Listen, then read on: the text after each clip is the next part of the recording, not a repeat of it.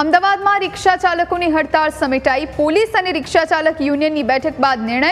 તમામ પ્રશ્નોના નિરાકરણની પોલીસે ખાતરી આપતા હડતાળ સમેટાઈ। નિયમ તોડનાર રિક્ષા ચાલકો સામે કાર્યવાહી તો થશે જ। કોઈ રિક્ષા ખોટી રીતે પકડવામાં આવી હશે તો છોડી મુકાશે।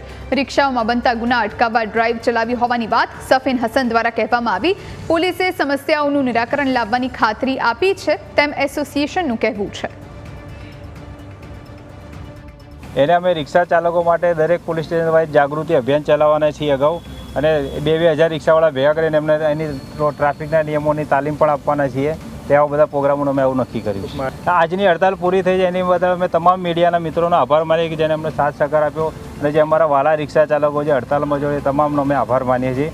અને હવે કલાકમાં બધી રિક્ષાઓ બધી રાબેતા મુજબ ચાલુ થઈ જશે, જેનાથી બધાને સેવા મળશે। આ કાર્યવાહીનો મુખ્ય હેતુ જ આ હતો કે જે રિક્ષા ચાલકો વિરુદ્ધમાં કાર્યવાહી કરવામાં આવી છે એમાં ઘણા બધા પ્રશ્નો એવા હતા, મુખ્યત્વે એવા હતા કે સહ પેસેન્જરને બેસાડી અને ચોરી કરવાની આવે, અથવા તો કોઈ પણ સિનિયર સિટીઝન્સ હોય એને કેફી દ્રવ્યો પીવડાવી અને બાર રિંગ રોડ પર ઉતારીને એની લૂંટ કરવામાં આવે, અથવા જોર જબરદસ્તીથી પેસેન્જરને રિક્ષામાં બેસાડવામાં આવે। આ બાબતે રિક્ષા યુનિયનવાળાએ પણ ટ્રાફિક પોલીસ સાથે સહમતિ દર્શાવી છે અને એમને એ પણ ખાતરી આપી છે કે આ પ્રકારના કોઈ બિહેવિયર્સ એમના ધ્યાને આવશે તો એ તાત્કાલિક પોલીસના ધ્યાને મૂકશે, અને આવા અસામાજિક તત્વો વિરુદ્ધમાં કાર્યવાહી થાય તો એમને પણ કોઈ જ વાંધો નથી।